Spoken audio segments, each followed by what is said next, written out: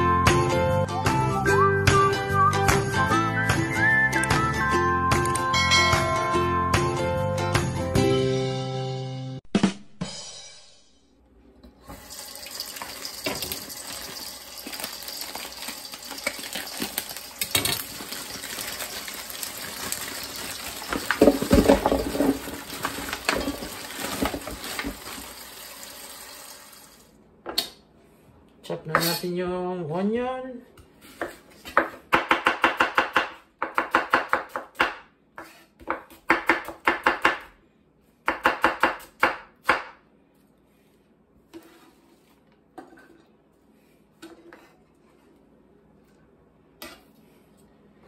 Garlic.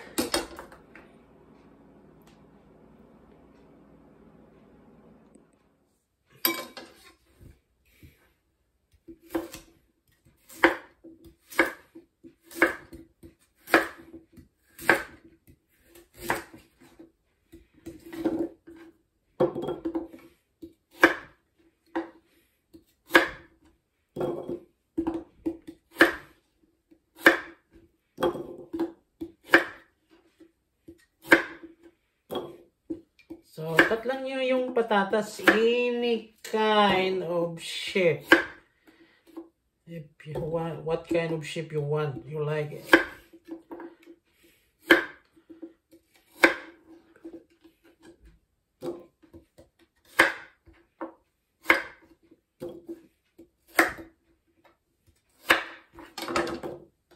And then the baby potato, just put together. No need to take out the skin.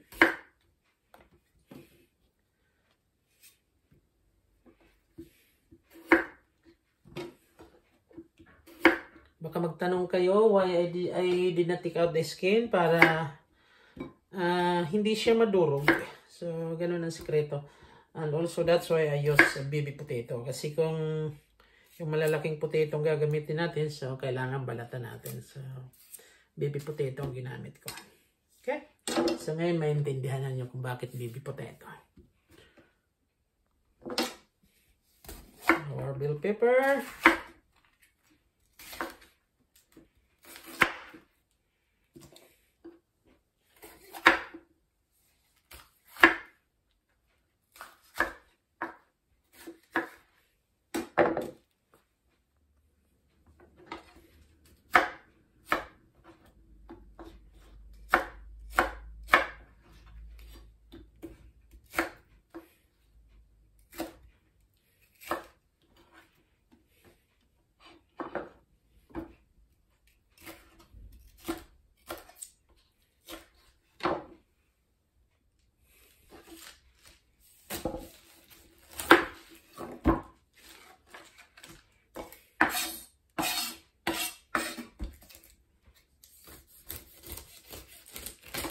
Wow! So, by the way pala guys, habang piniprepare ko itong yung mga ingredients natin, so binabad muna natin yung karning kambing natin nandun. Yeah. Ayan, binabad muna natin yan. Kasi medyo frozen pa kanina. So, para turo diretso na yung gawa natin mamaya.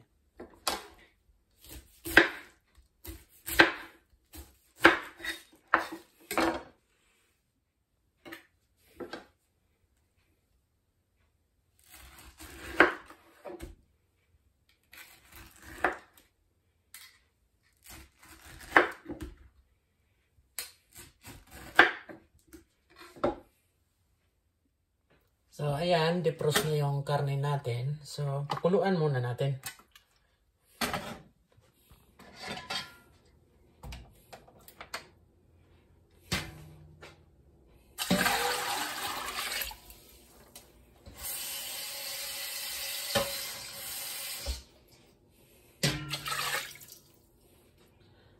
So, sa pagpapakulo natin para matanggal yung lansa ng kambing, lagyan natin siya ng konting Sprite dito. Yan. Para tanggal talaga ang lansa. Okay. And konting rice cooking wine. Okay. Ito, ang purpose naman ito, tanggal ang amoy at saka medyo para mabilis lumambot. Okay. So, antayin lang natin na kumulo hanggang sa lumambot siya. So, while na inaantay natin na lumambot yung karning baka na, karning kambing natin, while na inaantay natin na lumambot siya, so, ipiprito muna natin ito, half cook. Of course, our olive oil.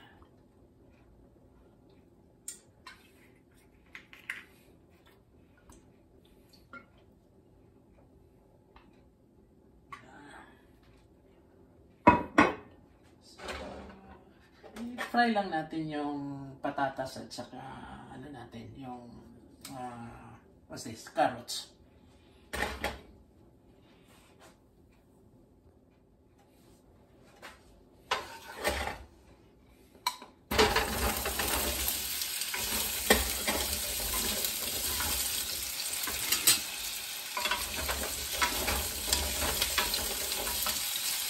Pandarin natin yung exhaust.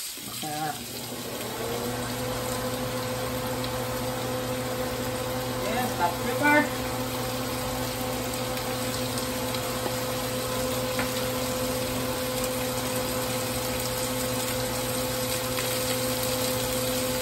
Little bit of salt.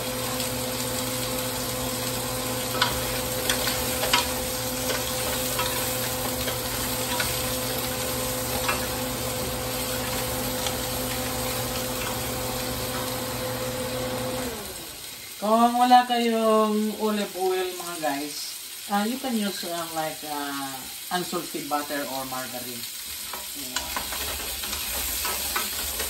Saka po gumamit ako olive oil.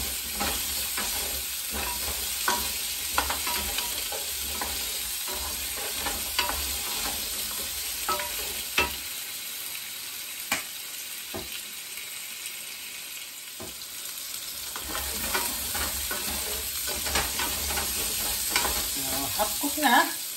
So, sit aside natin.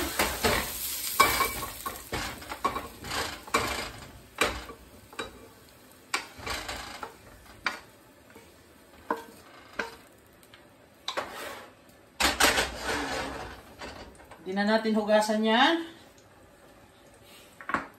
Lagyan natin ng konting olive oil.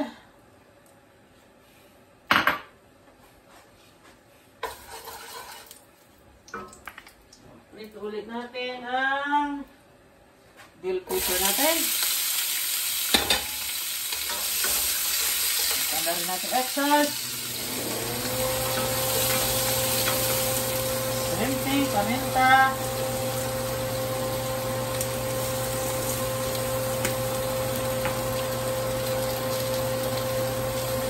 Then, a little bit of salt.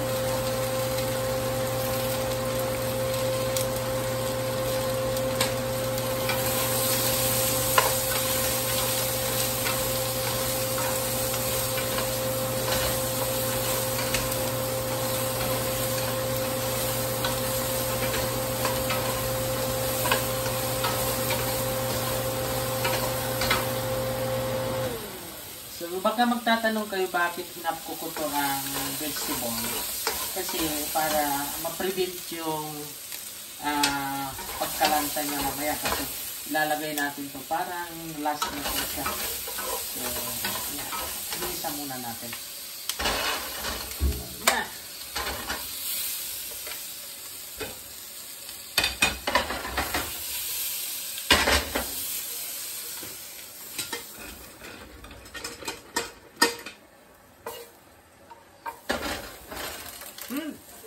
Gulay pa lang, ulam na.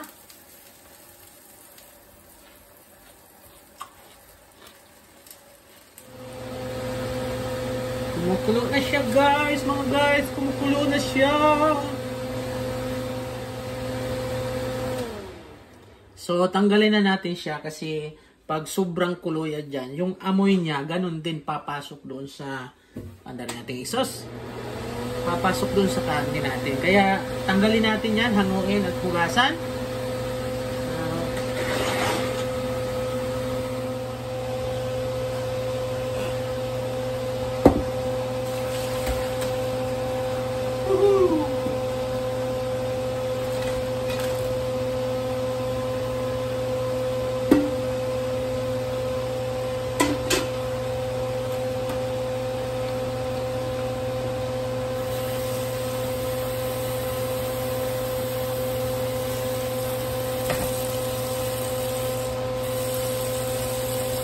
Hugasan muna natin para matanggal talaga yung amoy ng kambing.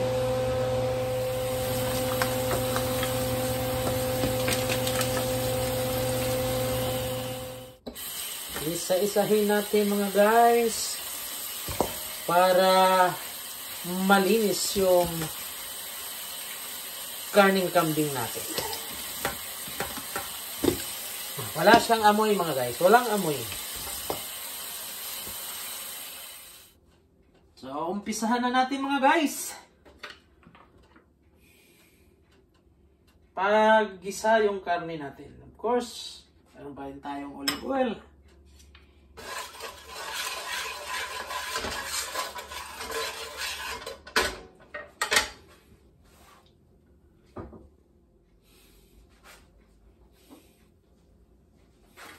Isa na natin yung garlic natin.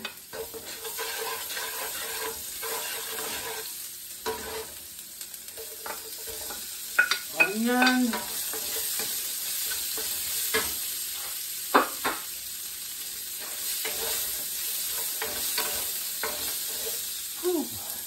Isa natin yan.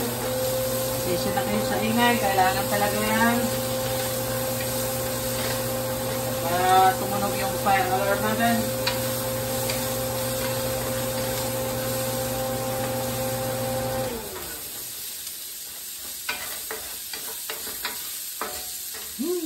Bango!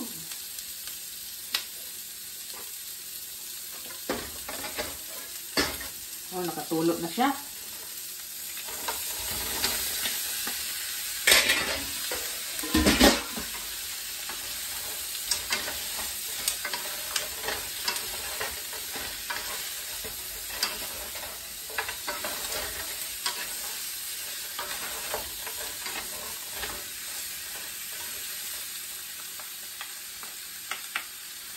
So, this time, ibubuhos na natin yung pineapple juice natin.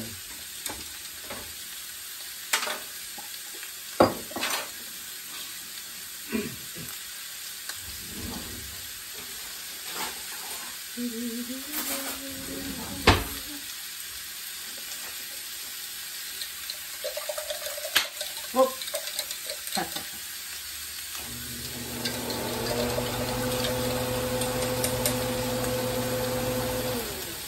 Tikman muna natin. Ah.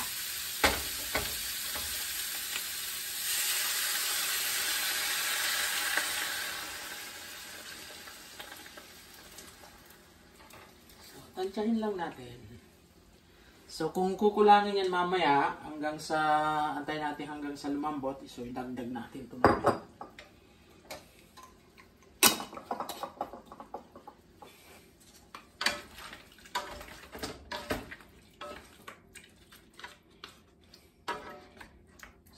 Pag malambot na siya, saka natin isunod yung mga ibang ingredients.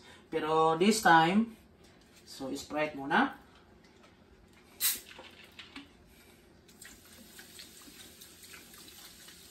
So estimated mga half cup lang yan. So ang vinegar, so ipapahuli na natin ang vinegar kasi yung vinegar nakakapagpapatigas ng karne. So mamaya na yan. So, last na yan kung luto na talaga. So, white wine. Okay. Ang iba nito mga guys, gumagamit ng, what's this? Baking soda. Pero ako hindi ako gumagamit ng baking soda. Kasi ang baking soda, mabilis magpalambot ng karne. So,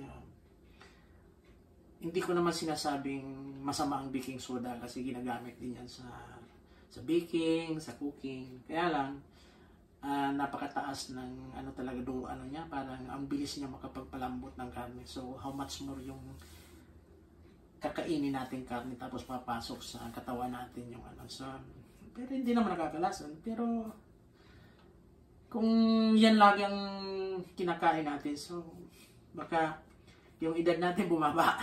Diba? So, avoid na lang sa baking soda. Pero hindi ko sinasabi na nakakalason yung baking soda kasi ginagamit rin yan sa pagluluto. So, dito, pwede na tayo mag-apply dito ng black pepper. Yeah. Salt, huwag mo na ang salt. Pahuli na yan.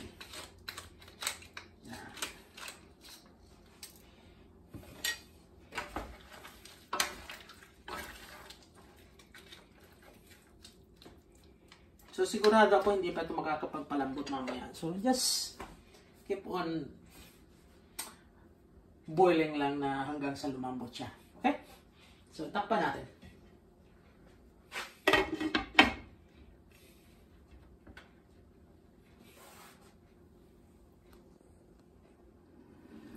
So, kumukulo na. Hanguin natin para hindi masunog yung ilalim. So, remember guys, back to basic tayo. Ulit-ulitin ko ito lagi. Lahat, pag nagluluto tayo, ang pagbukas ng takip, para safety tayo, maiwasan yung masunog tayo, papunta roon ng bukas. Ganyan. Yes, papunta roon. Okay? Handa rin ating exhaust. Papunta roon ha. Alalahanin nyo, laging papunta roon. Hindi papunta rito. Kasi kung papunta rito, yung init, masusunog tayo. Kaya papunta roon natin. So, yes, always remember that.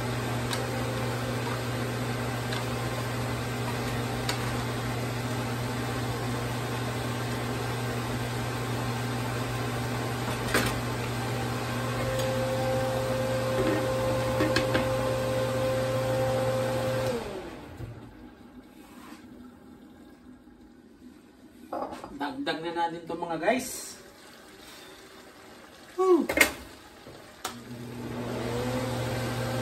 Kasi hindi ito malambot. Ubusan na siya ng sabaw.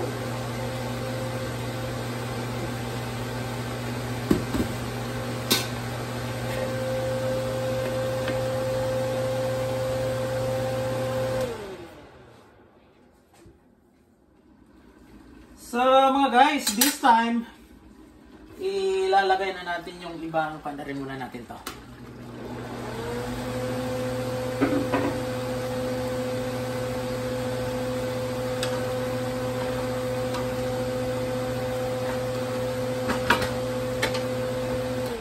So malambot na yung karne natin. So lagyan natin siya ng paminta.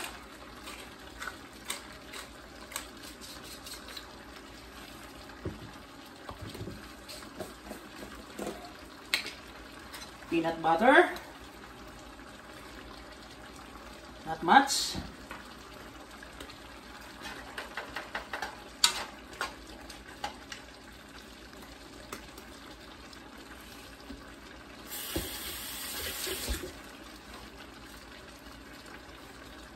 Yung liver spread natin.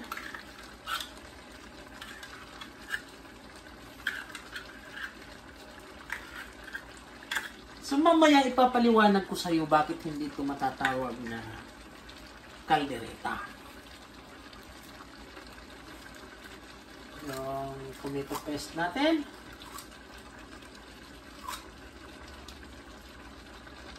Gusto natin to.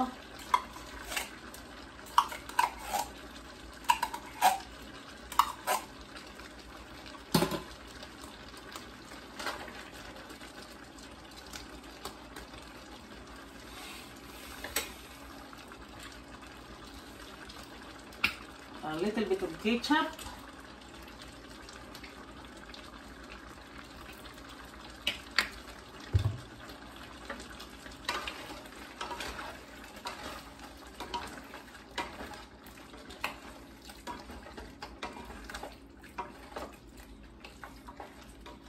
Okay, lumapot na siya.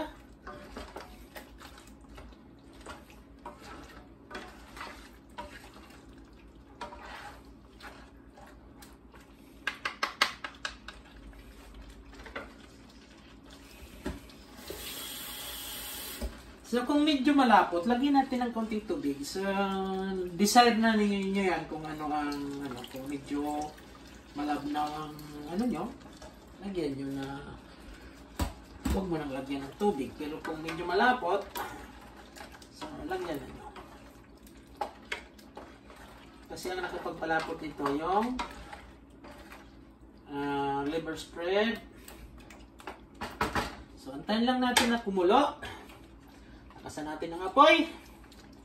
Takpan ulit.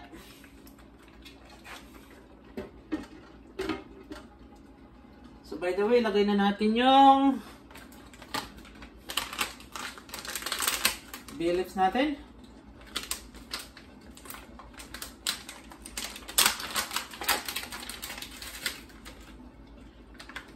Laurel. So tama na siguro yan.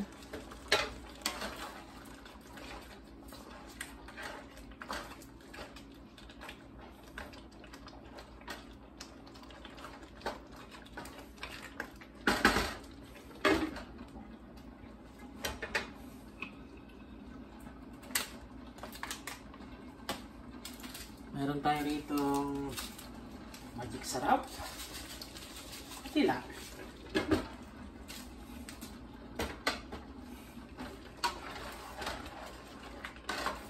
Wow! So, medyo malapot talaga.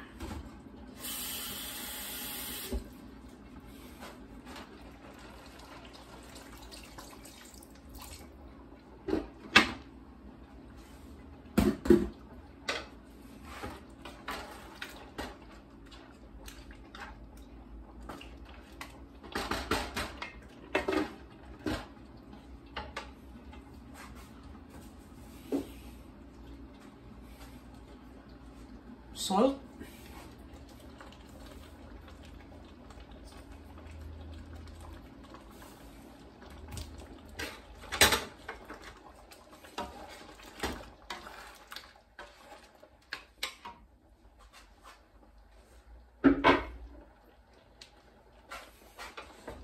So, pasensya na kayo sa video ko, medyo mahaba-haba talaga to. Kasi, alam niyo naman, sa cooking wala tayong shortcut. Fast forward mayroon. Kasi magkaiba naman yung shortcut at saka sa fast forward. Lagay na natin ito.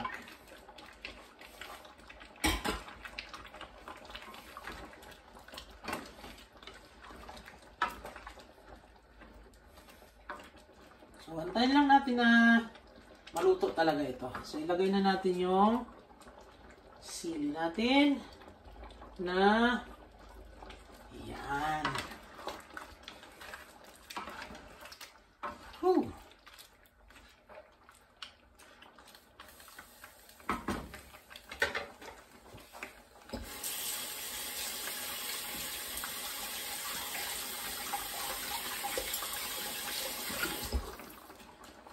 Tikman natin yung sauce. Kung mag-additional ba tayo ng asin, suka, paminta, whatever.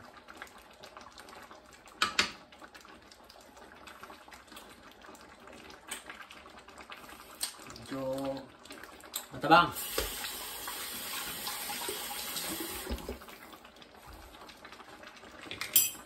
So, ngayon, maglalagay na tayo ng suka. So, why I put vinegar?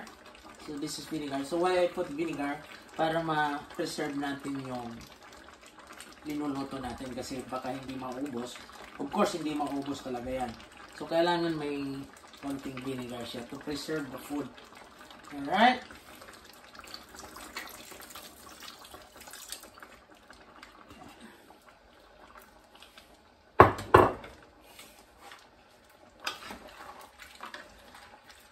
So, pag mga ganitong ano na guys, huwag nyong masyadong ibabad na hindi baka makalimutan nyo hanguin kasi madali na masunog yan. So, kailangan paminsan-minsan hanguin nyo yan. So, antayin lang natin na maluto yung carrots at saka yung, yung, what's this, baby potato. And then, lagay natin yung the rest ingredients natin. So, mamaya, dadagdagan ulit natin ng kaunting asin medyo matabang. Hello! So, this time, lalagay na natin yung natitira nating ingredients. Wow!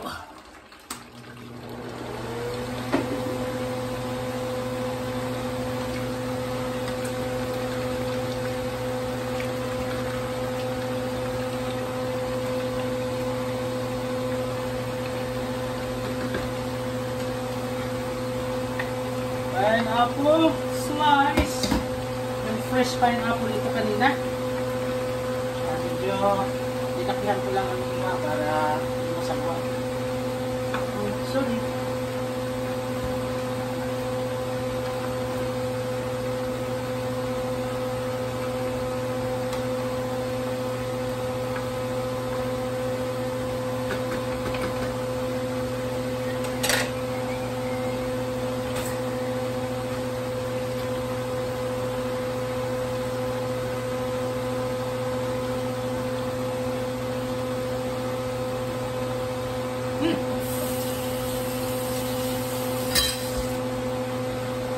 Diba?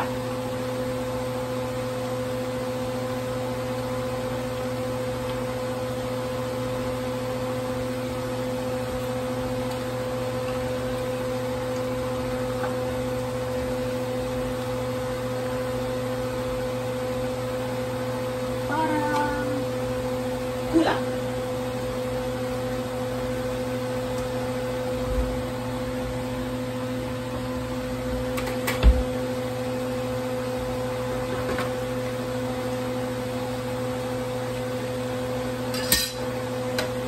Ito nang pinakalas natin yung bell pepper natin.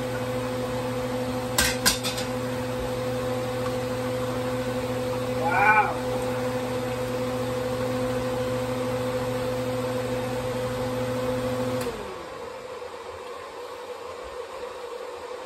So, ready na yung ulam natin. Kambing pininyahan.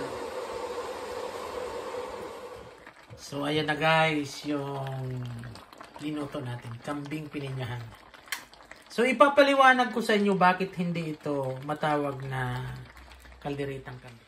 So, bakit nga pala hindi natin ito matatawag guys na kalderitang kambing? Una, ipapaliwanag ko sa inyo, ang kalderitang kambing mayroong tinatawag na gisanti sa atin yung green peas. At saka, yung hindi tinitipid na kalderitang kambing mayroong umor, yung salata, mayroong aswitis, yeah. At saka mayroong sugar cane. Yun ang kalderita na hindi tinipid. So ito hindi natin ito matatawag na kalderita, kundi kambing pininyahan lang kasi hindi ko linagyan ng yung mga nabanggit kong ingredients. So, yun lang muna mga guys.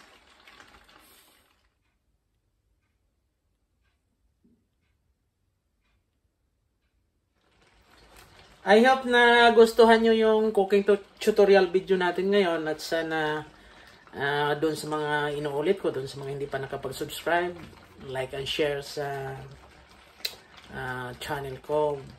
Subscribe na rin kayo para makatulong rin kayo sa akin at makatulong rin kayo sa mga friends nyo, kamag-anak. May share nyo yung mga basic na cooking tutorial galing sa YouTube channel ko. So, bye for now! Ingat-ingat!